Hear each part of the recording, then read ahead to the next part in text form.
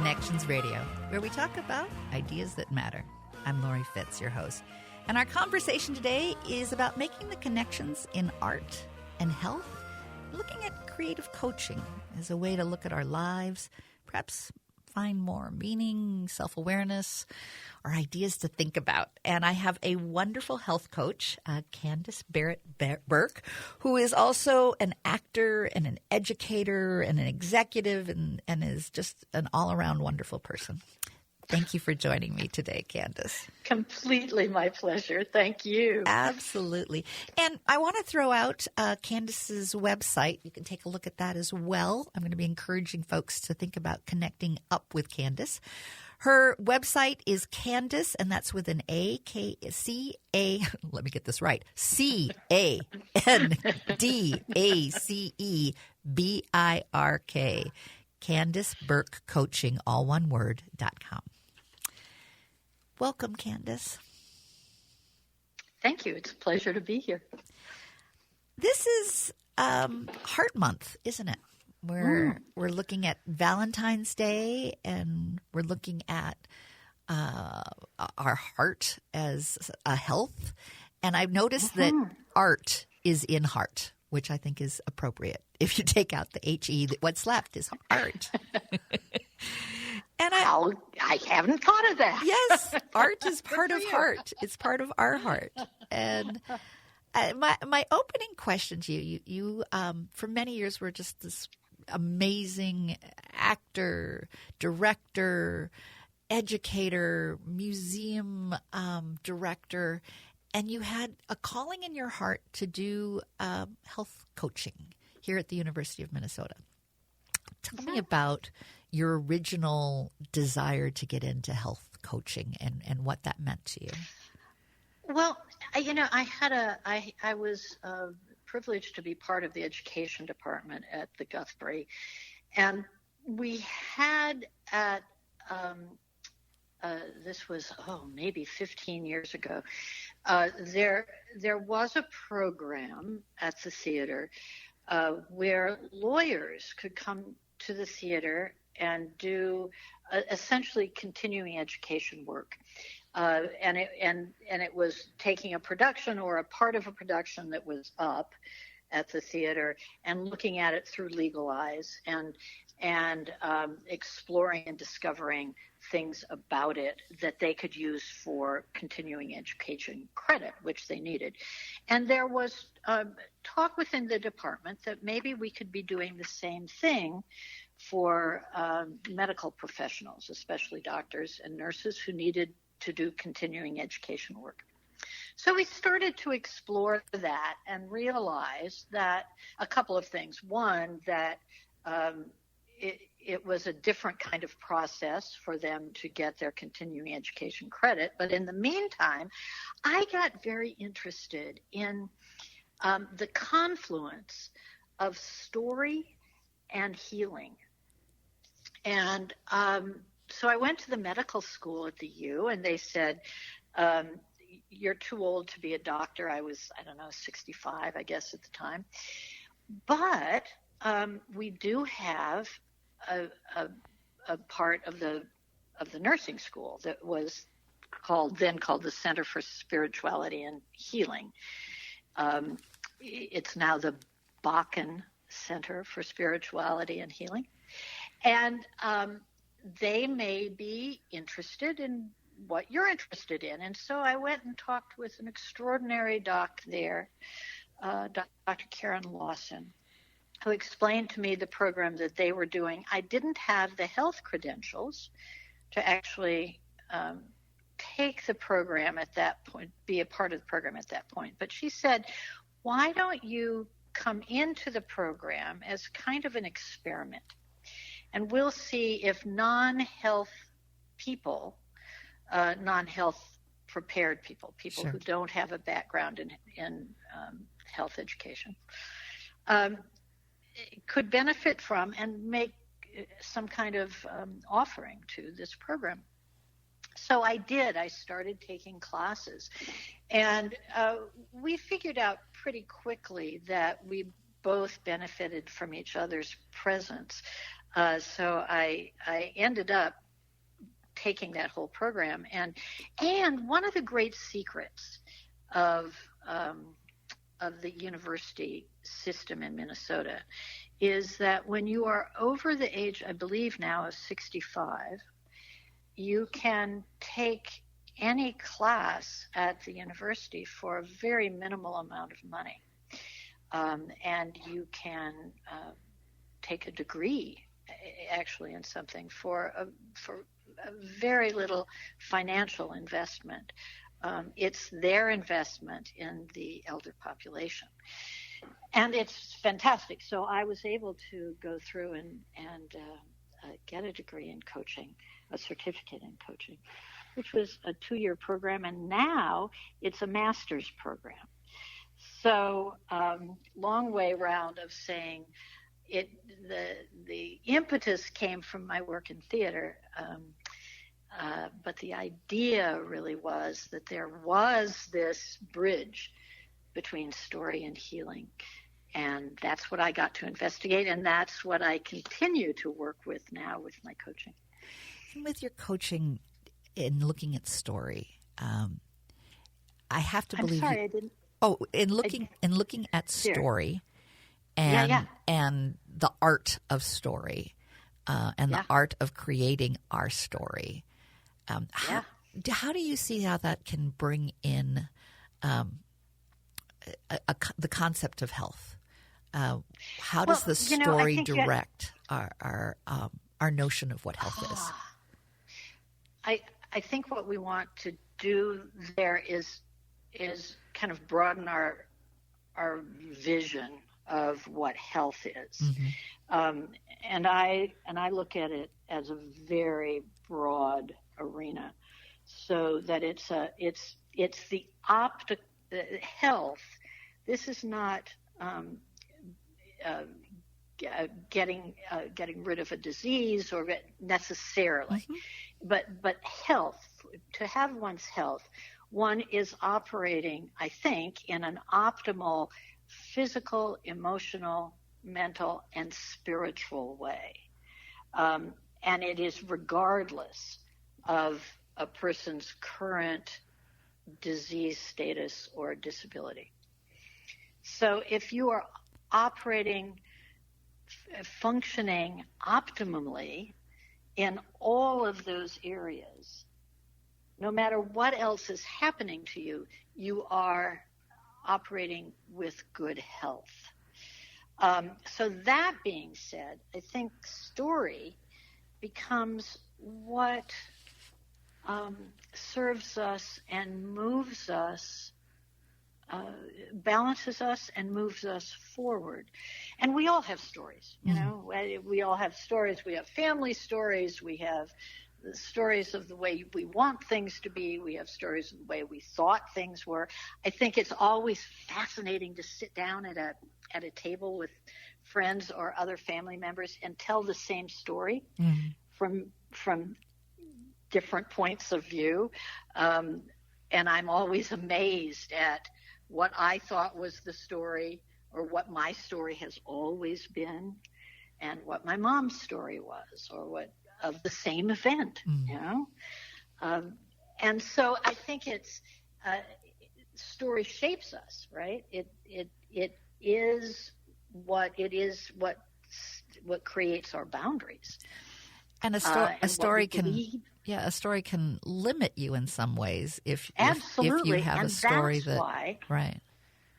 You bet. That's why we want to, in coaching parlance, reframe some stories. It may be a story that served you in the past, but it no longer serves you.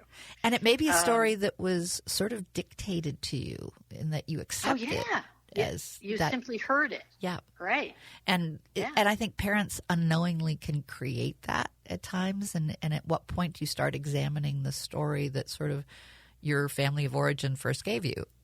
Really? Yep. Yep. Maybe there's a different story here for me. Yeah. And how can I own that story differently? I think there's a difference between plot and story. the plot can change. The story is going to be the story, whatever. There's a, golly, and I'm going to paraphrase this, but I believe it was E.M. Forrester who talked about a story is the king died and then the queen died. And that's not going to change. That's the story. Yeah. What we can change is the plot.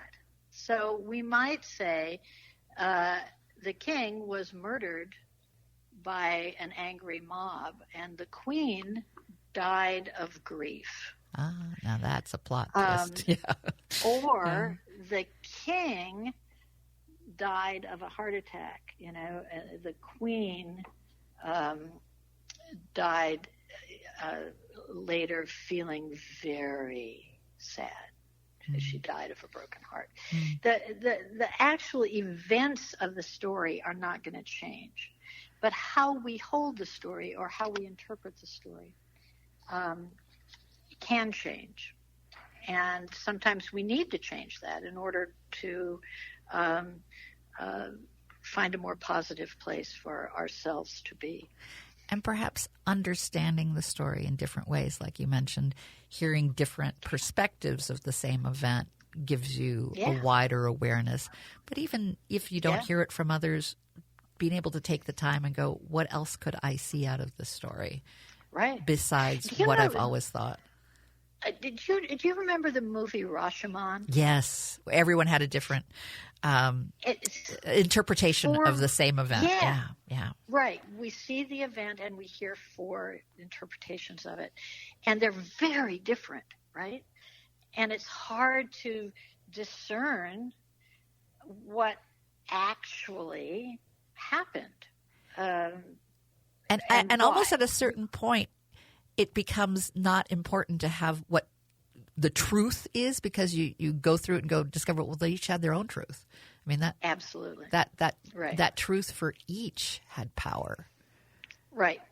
And where does that truth serve them or not? Right.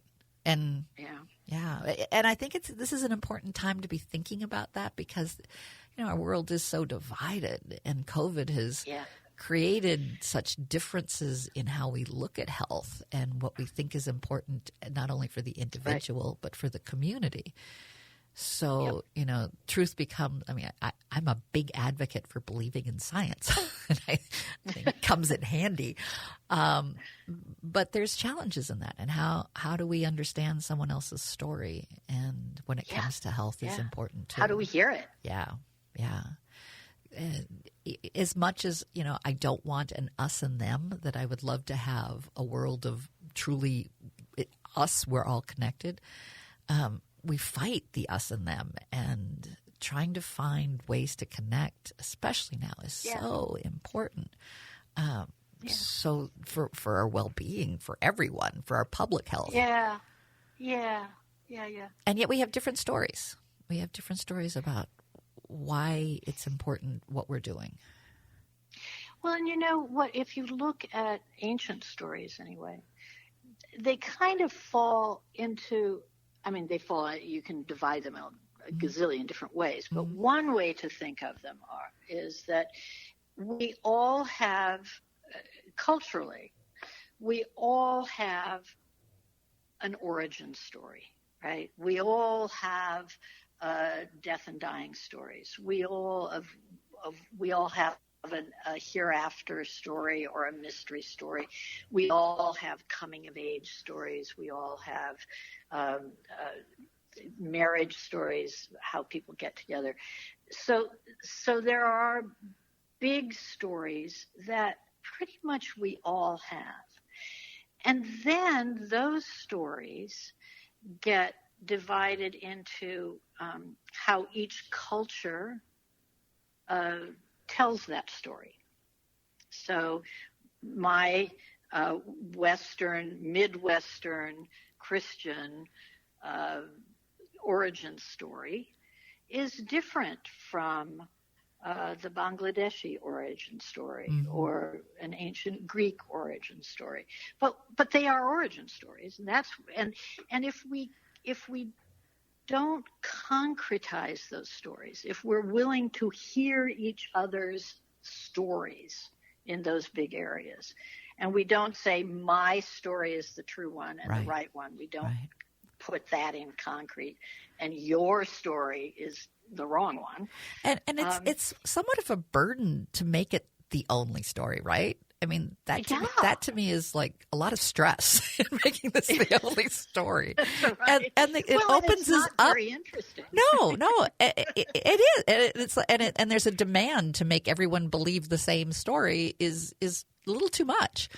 Yeah. But with that, but we can find out so much about each other's hearts and souls, about listening to those stories, not only the big stories, but our stories kind of our stories can dovetail into some of the big ones. Absolutely, and allow us to have, I think, a greater context for our story and aha moments for connections. Yeah, and I'm going to need to take a break. because because my producer's looking at me like, you've really blown through all the commercials, which is fine, which is good. That's another story. Yes, and we'll continue our stories after a few commercials. We'll be right back.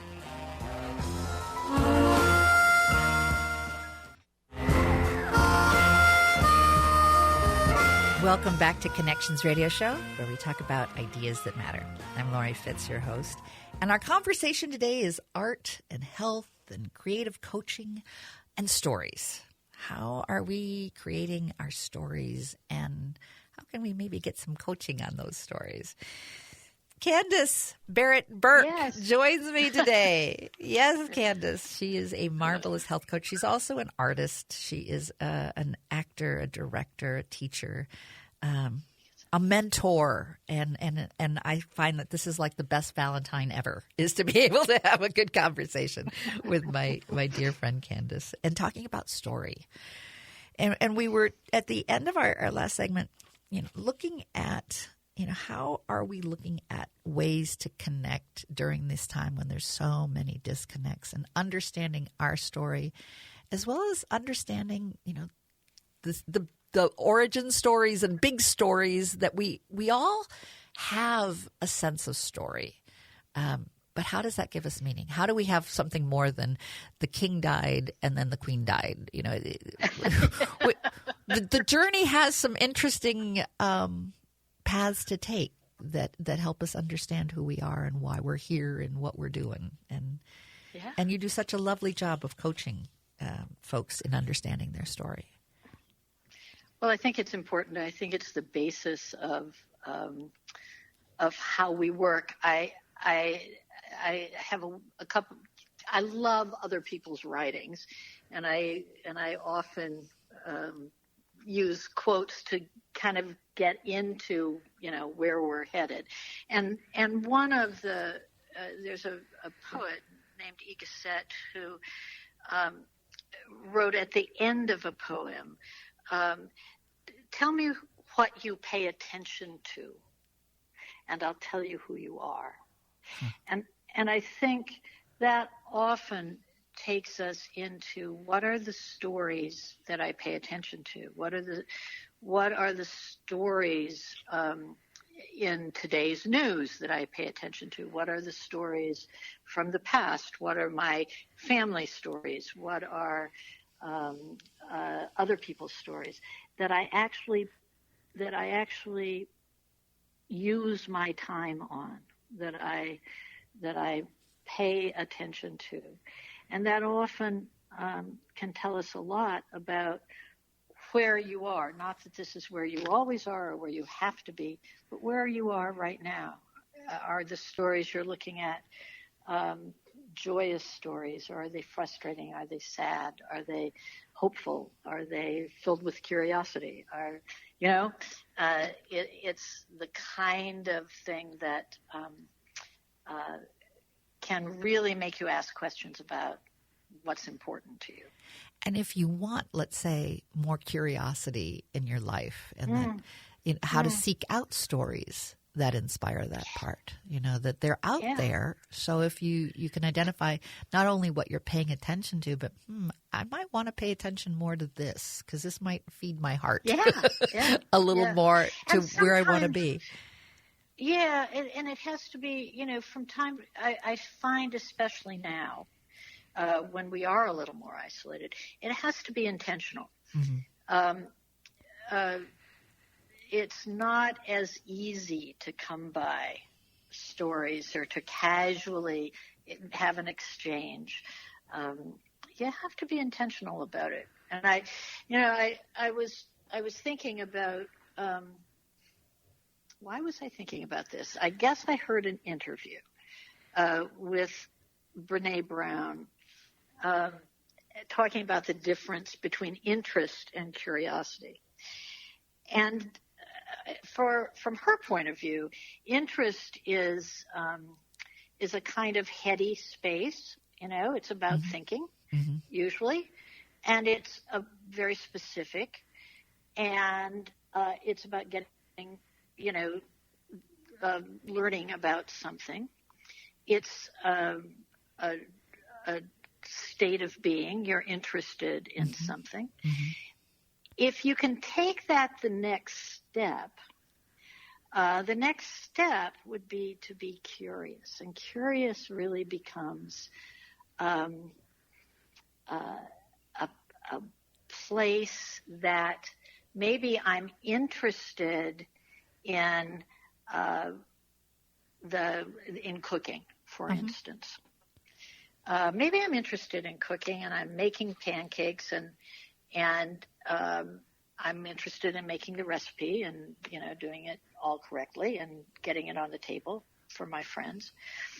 But what if I get curious? What if I get curious about why some pancakes rose and some pancakes stayed flat, What if I'm curious about what happens when you put butter on a pancake, or what happens when we ingest pancakes?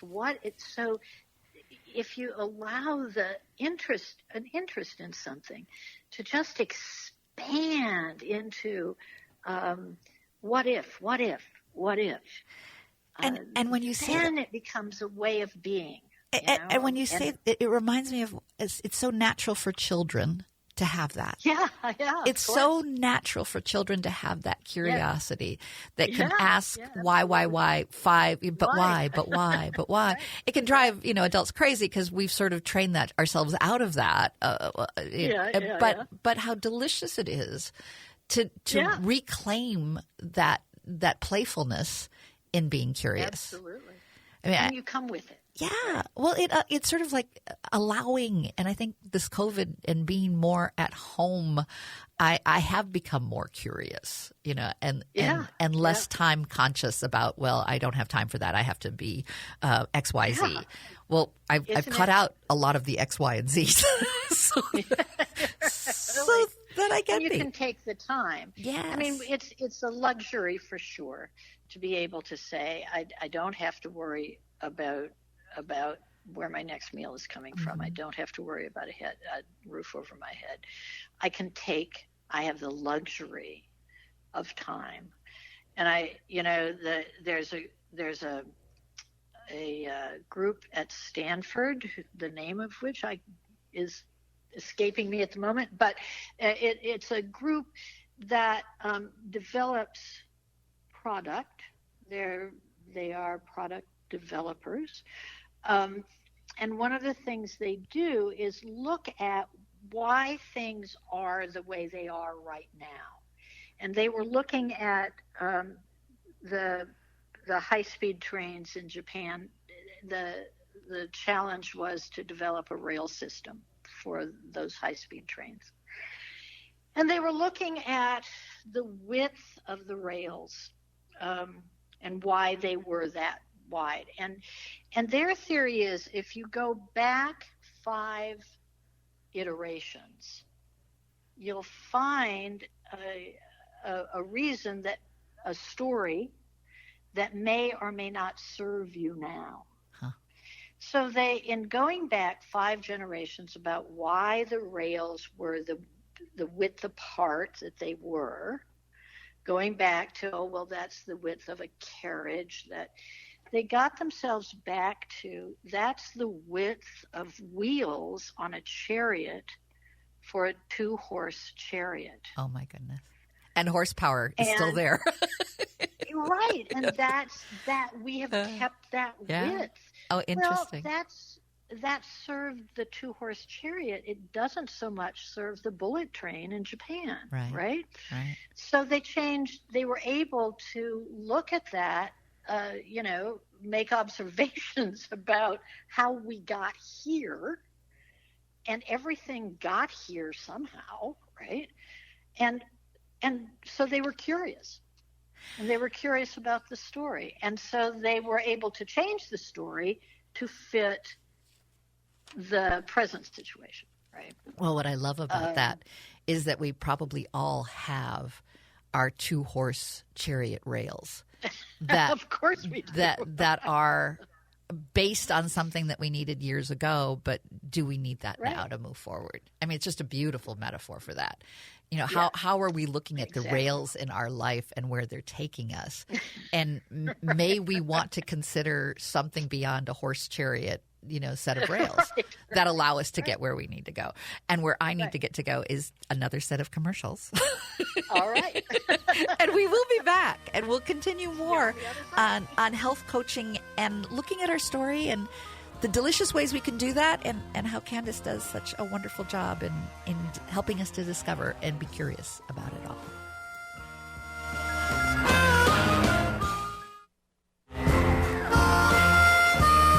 Welcome back to Connections Radio Show, where we talk about ideas that matter. I'm Laurie Fitz, and our conversation today is making the connections with our story and health and creative coaching and looking at our lives and thinking about curious things. We have Candace Barrett Birk, who is a wonderful health coach. She's also an actor, a director, an artist, and makes coaching fun. Welcome. Welcome, Candace. And to learn more about Candace, you can also go to her website, which is CandaceBirkCoaching.com. That's CandaCe, Candace, BIRK, Coaching, COACHING, all one word, .com. So I'm curious, Candace, about our plot of COVID. What's the COVID plot been? And do we all have our own plot that came out of looking at COVID? I know that part of my plot is just about time and looking at time differently. We started to talk about how our lives can be so busy, and I've sort of taken a lot of the busy part out. Right. And it's just and I mean, if we look at if we go back and look at story, I mean, what are the components of story? We traditionally it's who, what, why, where, when, and how, right? And the who, why, who, what, where, and when are pretty solid in terms of what we know or what we think we know about COVID. What we do know that it's, that it has locked us down. We do know it's highly contagious. There are things we know about it, but how it's affected us, the why and the how, those are the things that we can kind of play with, right? Those are the things that it can be miserable, it can be horrible, terrible things have happened. Absolutely true. How do we hold those? What's our attitude towards those? That's what we can manipulate. There's actually a wonderful woman at the University of Minnesota named Pauline Boss, and she's written a lot about loss and grief, and just recently has addressed the loss and grief that comes with COVID. And she has a lot of ways of looking at how do you rebuild your identity? How do you normalize ambivalence? Because, we're in an ambivalent state right now. We're in a paradoxical state. And how do you kind of revise your attachment to the world? And how do you find meaning in all of this? And I think sometimes in the past, some of our meaning came out of our schedule. I mean, when we had a schedule, I know I look how much I got done today. Wow, I'm Superwoman. I don't have that, and I don't have even a desire to be Superwoman anymore. It's like, wow. Well, and that's really interesting, isn't it? Yeah. I mean, that's interesting because you've made some choices about where you're willing to spend your time. Mm. And I'll pull on Viktor Frankl, who I'm sure I'm going to paraphrase him here, but he said when we're no longer able to change a situation, we're challenged to change ourselves. Yeah. And that's exactly what we're doing right now, right? We can't change the situation. The situation is COVID is here. Mm-hmm. So now we're challenged to change ourselves. And it's interesting, the trajectory. My initial trajectory, I was absolutely terrified. I was in a state of fear, and I wanted to take control of the situation, and thereby I had Clorox and alcohol wipes and just tried to hermetically seal my home, and that only worked for a while before it's like this doesn't work. And why do you think, Laurie? Why? What was that turning place? Oh, I think part of it for me was accepting that it's there. I mean, I wanted to almost just make it go away. And I think you almost have to recognize that we are with COVID. And so how does that change us? What do we need to do differently? What's important?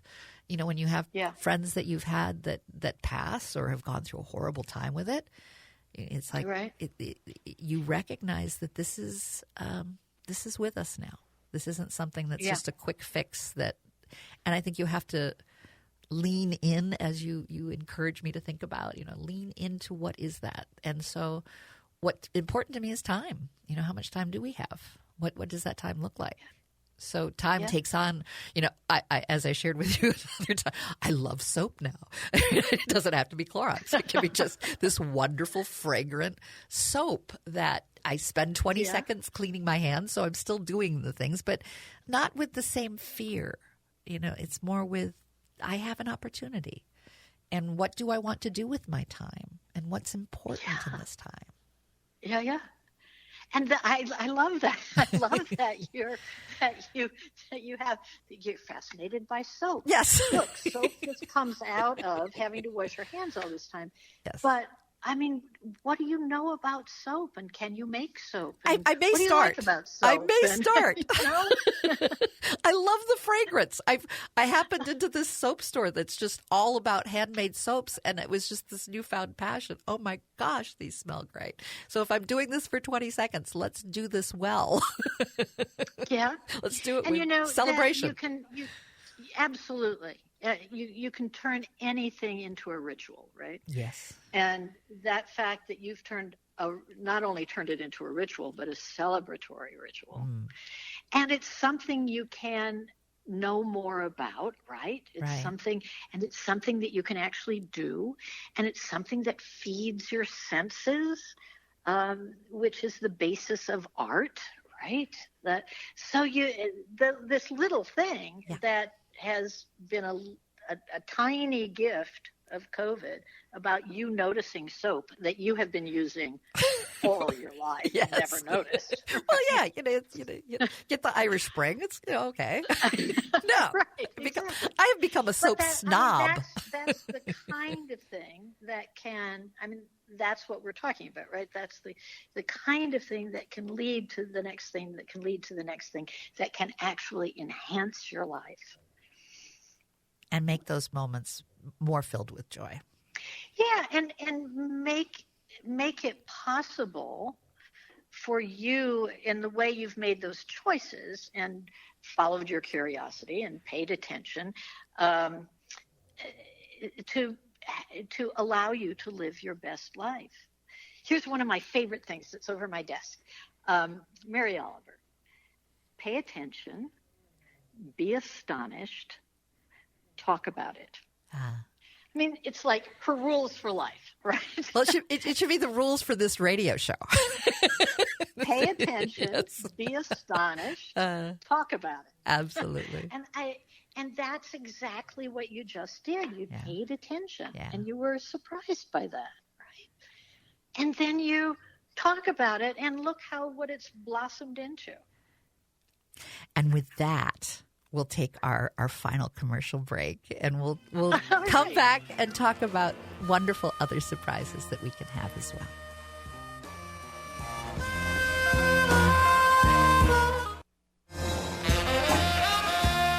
Welcome back to Connections Radio Show, where we've been talking about all kinds of good stuff. Our stories, our art, our health, creative coaching to look at our lives, look at maybe new ways of understanding our story, and helping that give us an anchor to move forward in powerful ways. And who better to do that with than my dear, dear friend, Candace Barrett Birk. Welcome, Candace. Thank you again. Oh, it's just been wonderful just to have a good conversation. You are so you draw on so many wonderful things for us to be thinking about, and I always love that about you. And if you also want to have a good conversation with Candace, she does do health coaching, and you can learn more about her work. You can go to her website, which is CandaceBirk.com, and that's CandaceBirk coaching, Coaching.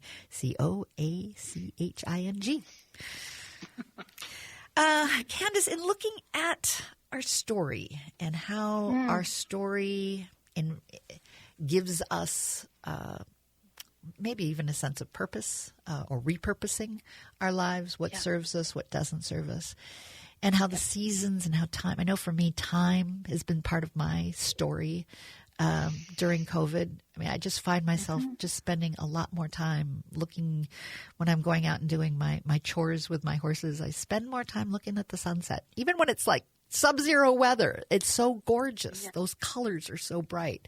And I know they've always been there, but there's something about winter that's been a real gift this year for me, just because I think I've slowed down and I see things differently because I'm not rushed. I can take as much time as I want. Yeah. Because you live on a farm, Laurie, you must be very aware of seasons. I am. I think, winter is the time where you start, planning your garden. It's all about, we're all taking a rest, but I'm already thinking, what am I going to plant? And, how do I start my seeds? And it's the time for seeds, and spring's the time for when can I plant? And seasons become how things grow and how we feel when we get our fingers in the dirt. It's just a time is different, and because I've been able to spend more time at the farm, I felt differently. I'm wondering if it's about that what you're describing, this winter time, is a time of visioning. Yes, for you. Yep. That it certainly is a time of darkness. It's the time of being in the underground, or perhaps in the underworld. That's not necessarily bad. It's just dark. Right? But so many things germinate in the dark. That's it. Yes, it's dream time. Yes. Right? And Native Americans, this is the time where certain stories can be only told, and it has sort of a dreamlike nature to it. And instead of just surviving the winter, how do we celebrate this season? There's great opportunities to both rest. It's like we've got this wonderful big white blanket that's like tucking us in. So why not dream under that white blanket? Yeah. And I'm not saying go outside and be under the blanket. Metaphor of the white blanket covering our earth. Well, no, but that's really true, isn't it? It's the time we allow ourselves to go into the dark and be comfortable there, to let it it's a place of germination. It's a place of preparation, perhaps. We certainly look for light, right? There are all these celebrations of light at the dark time of the year. And we celebrate when we keep getting a little bit more light. I love that, my chores that when I go out at 4 o'clock, I used to have to get it done by 4:30 because it's going to be dark. It's getting lighter and lighter. And there's a joy to that, the coming back of the light. And you're noticing that. Yes. And I'm interested as you say that you are clearly the narrator in this story. Oh, yeah. That this is not somebody telling your story or somebody else's story or someone controlling your story, right? Mm-hmm.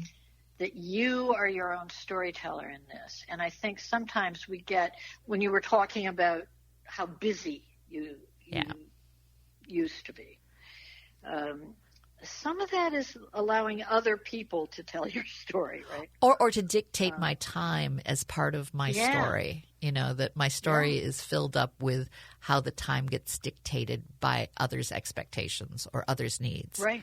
And how do we look at our own needs? And it's so easy, especially I think as women, we want to tend to everyone else's needs, but we don't always create that narration for ourselves about what we want and what is important to us. Right. And this is clearly, as you talk about, what a pleasure to go out and be able to take the time to actually notice what's around you and to tell yourself, allow yourself that part of your story. Right. I think in looking at pre-COVID days, I allotted time to certain things, right? And I dictated the time.